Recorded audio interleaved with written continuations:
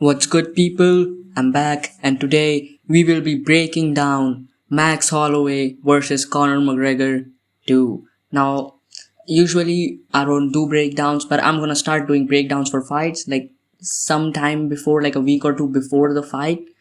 Uh, and the thing about breakdowns is when I do my predictions video for the whole card, I'm gonna do the breakdown video is just going to be inserted there.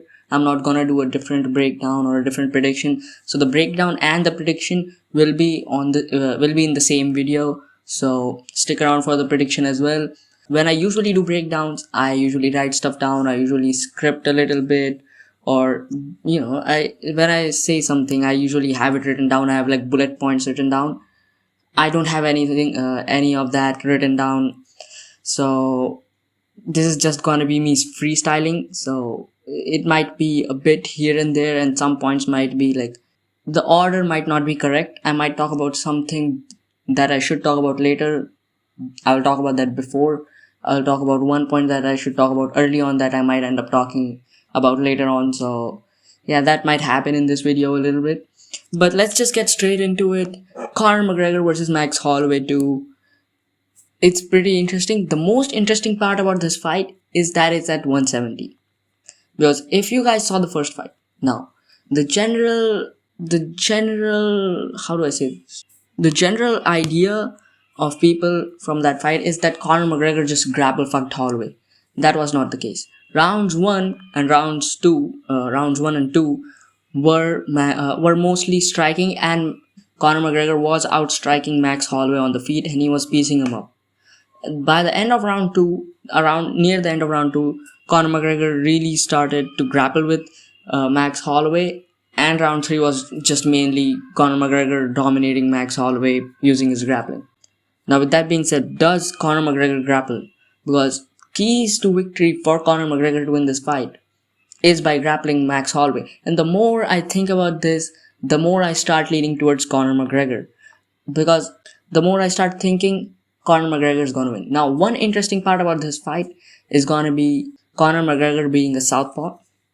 Now, Max Holloway has fought southpaws. Max Holloway has fought Dustin Poirier 3 times. But none of the southpaws that Max Holloway has fought have quite the style of Conor McGregor. First, let's just start off with what the basic styles and advantages is going to be. Max Holloway definitely is small. The reason Conor McGregor should grapple in this fight is Max Holloway is small. Max Holloway is already a small 155er. Add welterweight, Conor McGregor is going to be cutting weight to make welterweight.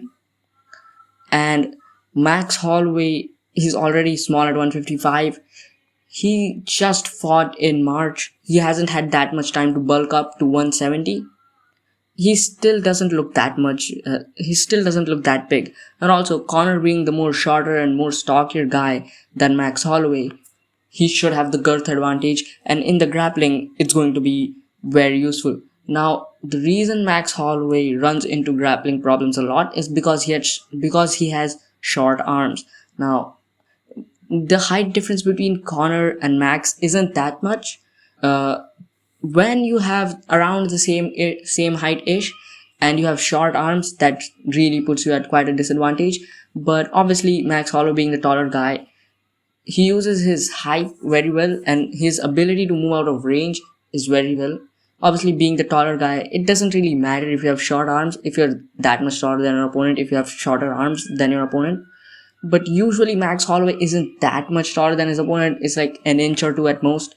And that's the problem he kind of faces. Because if he had longer arms, with the style Max Holloway has, that point fighting style and staying on the outside style, with the movement and all that, Max Holloway does not have to engage with you in close distance. He does not have to close the distance against you. We saw this against Charles Oliveira as well. The reason Charles Oliveira was able to crack Max Holloway on the feet was because Max Holloway had to cover the distance.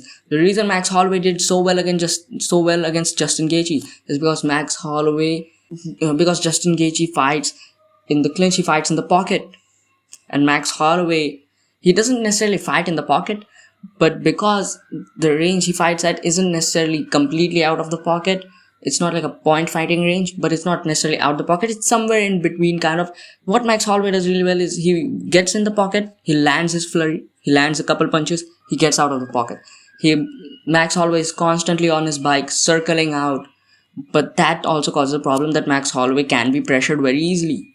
Not necessarily very easily, but we have seen this at times that Max Holloway does get pressured. And that's a bit of a problem because in the Charles Oliveira fight, if Max Holloway wasn't pressured, okay, let's be fair. Charles Oliveira is a world class grappler. Comparing him to Conor McGregor isn't really fair. But still, if Conor McGregor wants to take Max Holloway down, he has to pressure him back to the fence. That's what he has to do. Now Conor McGregor can do that. We have seen Conor McGregor pressure. I've seen Conor McGregor pressure Cowboy Cerrone as soon as the fight started. I've seen Conor McGregor pressure Dustin Poirier in both of those fights. And Conor McGregor was pressuring Max Holloway in his first fight as well, which is really intelligent because a guy like Max Holloway, you want to put him against the fence. You can't let him out at space. Max Holloway does his best when he's out at space and you're out at range and you're giving him space. You're giving him space to move. Because he will just be moving on his bike. He'll land punches and then he'll move outside. Charles Oliveira did this so well because he had to start grappling with Max Holloway somehow. You see the start of round 1, he just threw kind of caution to the wind like he usually does, but in a more safer kind of way. Charles Oliveira pressured the shit out of Max Holloway. Now, if Max Holloway wants to play that game of riding on his bike and moving in, moving out, it causes problems because he has such stocky arms, because he has to cover distance against Justin Gaethje. Justin Gaethje fights in the pocket, so he doesn't have to deal with that problem. Dustin Poirier, he's a boxer, he doesn't really he also kind of fights in the pocket, so he doesn't really have that problem. Volkanovski, he gave him problems because he does not have to fight in the pocket. He can use his jab and move outward. Charles Oliveira, he was using those steeps to keep Holloway back. Now, with Conor McGregor, Max Holloway is gonna have that same problem. It's not necessarily such a big issue. The bigger problem is Max Holloway does back up quite a bit. Max Holloway has a tendency to get backed up, and when that does happen, Conor McGregor has to shoot takedowns. But let's be real. Conor McGregor is old. Conor McGregor is gonna be slower at 170. Yes, I know he looked very good against Cowboy Cerrone at 170. But once fucking again, that was Cowboy Cerrone. No. And that was way back in like 2019. So Conor McGregor is definitely going to be the slower man. And you don't want to strike with a faster guy. We have seen this over and over again. Speed mogging is such a huge problem. It doesn't matter if Conor McGregor has more power or whatever. Max Holloway has more speed and he can maintain that pace for 5 rounds. And that's a really big problem for Conor McGregor. Now we have understood that Conor McGregor, what he has to do. We'll talk about his game plan later on, but obviously Max Holloway has to pressure Conor back, or he has to be at space. Now Max Holloway against Dustin Poirier in that open stance, he was just like it was against Dustin Poirier, it's gonna be against Conor McGregor, and in that open stance, that straight left hand for southpaws and straight right for orthodox fighters, pretty much the cross really opens up. And you have to pretty much step out and line up that cross and land it. And that's really there. That is one of the main things in the open stance that you use. That is one of the main weapons.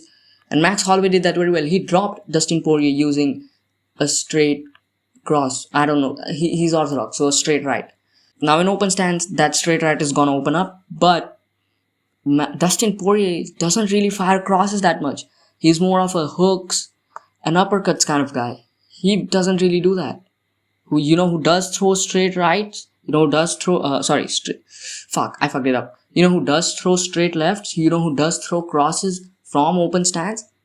Conor McGregor. Conor McGregor having the longer reach combined with the fact that both of these guys, their main offense is going to be the straight cross fired from open stance, really puts Max Holloway in a bad situation. With that being said, Max Holloway is taller, so that's going to give Conor problems, even though he has the longer reach. And Max Holloway is much faster than Conor McGregor. So it doesn't matter if your two even lands, if your opponent lands before you. That's going to be a really huge problem. Now, Max Holloway, he sets up his two pretty much the same way. From what I've seen him set up his two I've seen him set up his straight cross the exact same way against Dustin Poirier for 5 rounds. 5 rounds of that fight, he was setting up that straight right the exact same way. He would throw the lead hook, and then he would follow it up with a straight cross. That's all he did. That's what he did for 5 rounds. He would get the guard. He would get Justin's guard up. He would get him to block that lead hook. He would step out. He would get the angle right, and he would land that cross. Now, fuck, I'm saying Dustin Gaethje. Now, Dustin Poirier did start to adjust to it, but dude, you can't be throwing that shit for 5 rounds. 5 rounds, Max Holloway did not make any adjustments because frankly, he didn't really have to change. Now, is Conor McGregor that good of a striker that Max Holloway has to change that up? Possibly. Now, the thing about Conor McGregor versus Max Holloway is, in that first fight, Max Holloway didn't have as many weapons, and Conor McGregor just has many more weapons as compared to Max Holloway. Max Holloway just did not have enough. Now, what Conor McGregor used to do is he would overwhelm you with the amount of stuff he was throwing. He would throw wheel kicks, hook kicks, oblique kicks, whatever. He would throw a lot of shit your way, and that would kind of overwhelm you, and that helped him pressure a lot of fighters back to the fence. But Conor McGregor doesn't really do that nowadays. In the current state, I would say that's not gonna happen. McGregor's not gonna throw any wheel kicks. McGregor's not gonna throw any hook kicks. McGregor's not gonna throw that bullshit. If anything, as it stands right now, Max Holloway has more weapons in his arsenal as compared to Conor McGregor, which is gonna make it hard for Conor McGregor to pressure Max Holloway back to the cage. Now, another thing is, the leg kick is gonna be there for Max Holloway. Now, I understand Conor McGregor stands in a very bladed karate-esque stance, or even in that boxing kind of stance. The reason in the third Dustin Poirier fight, he was fighting in a kind of a Muay Thai-esque stance for a little bit, very narrow than usual, is because he broke his fucking foot and he couldn't put pressure on it. He's gonna fight like he usually does. He's gonna fight more bladed. He's gonna fight more heavy. And that stance is susceptible to leg kicks, obviously. And especially with the leg break and all that stuff. Max Holloway is gonna need to throw that calf kick. The problem is, he can't really throw the calf kick. In open stance, the calf kick's not really there. It's there, and Max Holloway did land calf kicks against Dustin Poirier. But the leg kick isn't really gonna be there in open stance as much as it would be in close stance. That's why Dustin Poirier did so well against Conor McGregor. He was able to use those leg kicks against McGregor, and McGregor was able to use those leg kicks against Dustin as well, because Dustin also has a very boxing heavy kind of style. So both of these guys are susceptible to leg kicks, but they usually fight in open stance, so they don't have to deal with it. But in close stance, both of these guys were able to land leg kicks on each other. Now, the leg kick's not really going to be there, but the oblique kick of Max Holloway, which he fires off of his lead leg, and so does Conor McGregor, is going to be there for both of these guys. But the way Max Holloway stands, and if both of these guys fired oblique kicks, it's going to be there more for Max Holloway. If Conor McGregor has to worry more about that leg kick more about that oblique kick as compared to Max Holloway. And Max Holloway really does a good job throwing that oblique kick. Another thing is in that open stance is that Max Holloway against Dustin Poirier in the third fight, he was throwing body kicks a lot. Now, those work. They definitely work, because especially head kicks and body kicks from the back leg in open stance are also way better than they are in closed stance. That's one of the main things in open stance, the 1-2 head kick pretty much.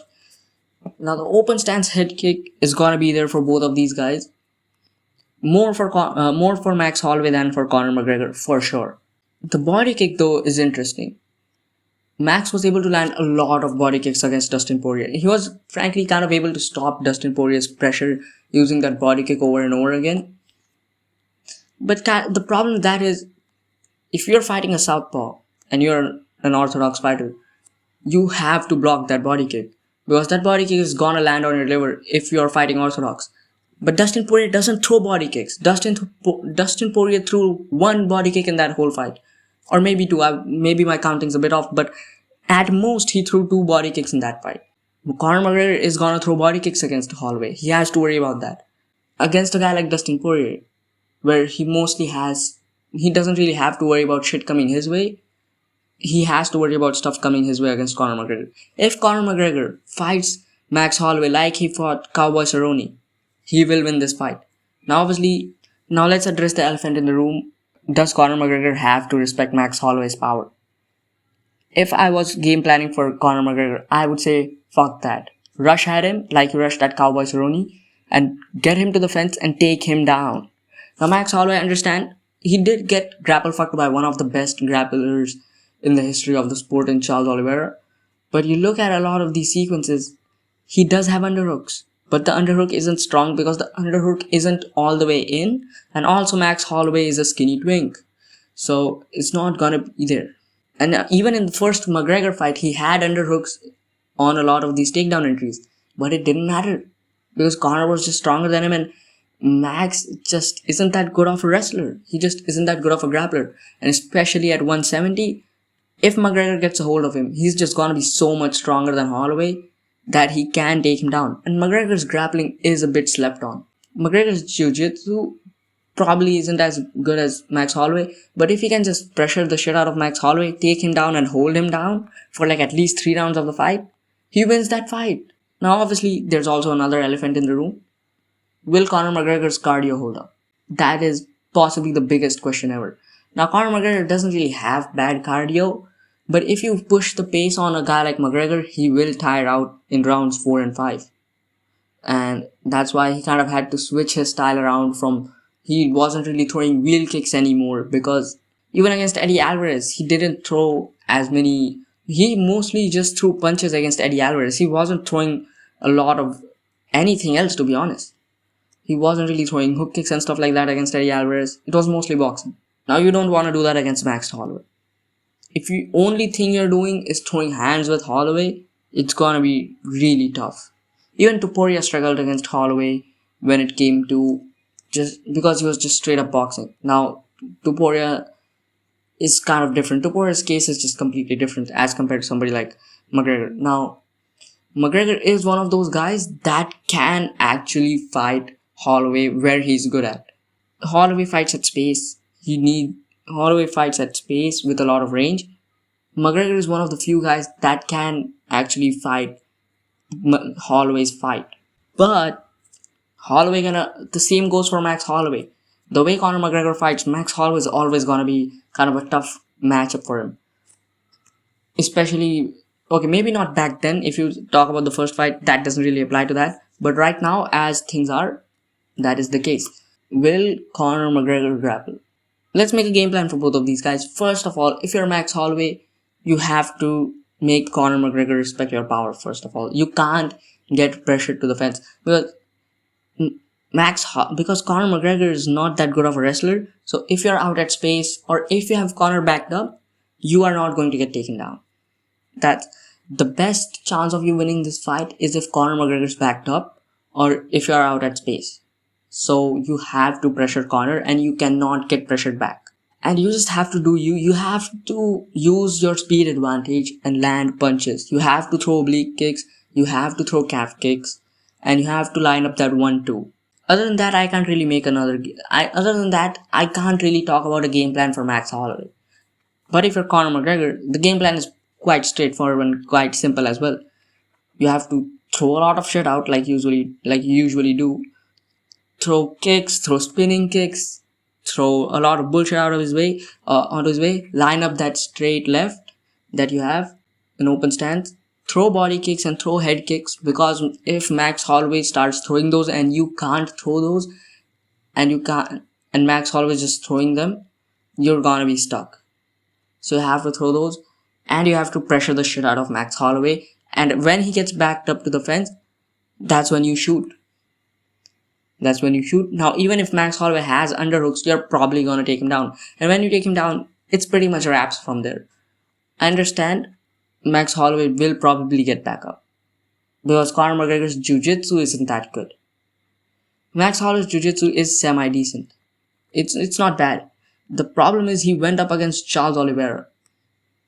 Going up against Charles Oliveira, your jiu-jitsu is gonna look like shit. Fucking Gamrot looked like shit on the ground against Charles Oliveira.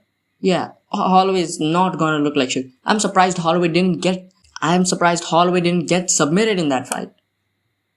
So if anything, if Conor takes him down, it's gonna be really hard for him to hold Holloway down.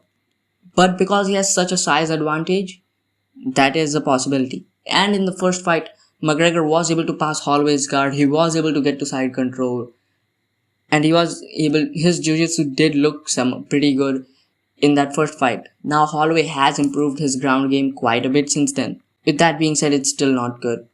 If he does get taken down, and if he gets taken down consistently, he's not gonna win that fight. So that's the breakdown. And that's the breakdown-ish thing. These are the main things. I can break this fight down even more, even further, and I can talk about a million different things. But these are the main things about this matchup that worry me for either guy and the game plan for both of these guys. Now, as for my prediction, I am going to predict who am I going to pick to win this fight. I'm picking Max Holloway by round 4 TKO. Now, hear me out. The reason I say this is I do not think Conor McGregor's cardio is gonna hold up. He's taken time off. He's gonna be at 170, so he's gonna be bigger. And if he does not see, the problem is Conor McGregor has to pressure Max Holloway. If he's gonna pressure Max Holloway, he's gonna have to put on a pace. And if he puts on a pace, he's gonna tire out.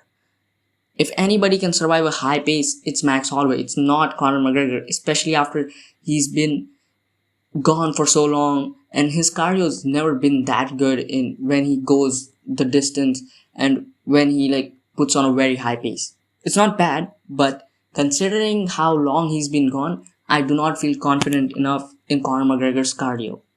Now Max Holloway, there's also another thing. I said Conor McGregor's way to win this fight is by grapple fucking Max Holloway. The problem is, even if he does secure takedowns, is his jiu-jitsu good enough to hold Max Holloway down? Max Holloway was able to get back up to his feet once against Charles Oliveira in round 5, which is concerning. But you're comparing Charles Oliveira to Conor McGregor. There's a solid chance Conor McGregor can't even pass Holloway's guard. So my prediction is Conor McGregor does try to pressure Max Holloway and does try to grapple Max Holloway. Max Holloway will get back up to his feet. Max Holloway might even lose all the rounds till that point, but Conor McGregor will gas out. I just don't think Conor McGregor, especially at 170, is going to be slower than Holloway. He's going to be heavier, so his cardio is probably going to get worse. And I just think Max Holloway is going to put such a pace that even if he's losing in rounds 4 and 5, Conor McGregor is going to be gassed out. And that's the main problem with this fight. You don't know. The thing about breakdowns and predictions is they're completely two different things. The breakdown tells me that I should pick Conor McGregor because on the feet he has so many weapons and it's just gonna be matched stylistically. And in the grappling, Conor McGregor is gonna have an advantage because he's so much bigger than Holloway. That the breakdown tells me to pick Conor McGregor. Predictions are just a completely different thing. Because when you're doing predictions, you have to consider whether this fighter will come in with the right game plan, whether this fighter will follow that game plan, and the third thing is, especially with this matchup, is physicality and stuff like that. Again, this happened in Strickland versus Khamzat. I said that fight was gonna go to split decision because I thought Strickland was gonna make Khamzat work and he was gonna gas out. But I picked Khamzat, even though I thought that fight was gonna be close, because I just didn't feel confident enough in picking Strickland. The same thing with this fight. We don't know how Conor McGregor will look. Conor McGregor can maybe look the best he has ever looked. He comes back, he's at 170, his cardio holds up, and he grapple fucks Max Holloway. He's just gonna be way stronger than Holloway. But we don't know that. We don't know that for certain. That's the biggest problem with predictions. The uncertainty. I can break down fights as much as I want, but at the end of the day, it's up to that fighter to go out there, come in with the correct game plan, and follow that game plan. Will Conor McGregor do that? I'm not 100% sure. Even if he does do that, will his cardio hold up? Probably not. Now, if his cardio holds up and I look like an idiot, Be it. I would rather look like an idiot picking Max Holloway because I don't think McGregor's cardio is gonna hold up, rather than looking like an idiot for picking Conor if his cardio doesn't hold up after he's been away from the cage for like 6 years. And he's old and he's at 170. I would rather look like an idiot if by picking Holloway and Holloway losing. Don't feel confident enough in McGregor's game planning ability and McGregor's cardio. With that being said, Max Holloway does not come in with the greatest game plans, at least when it comes to like mixing everything up. On the feet, he really does know how to figure people out. His game plans, while the fight is on the feet, his game plan works pretty well. Now, also another thing I noticed in the breakdown is that Conor McGregor does kind of get stationary at times. He does when you're kind of hurt or when you're backed up to the fence.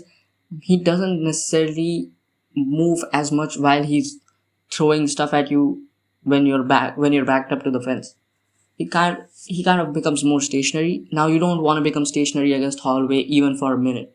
If you become stationary against Holloway, you're gonna get cracked.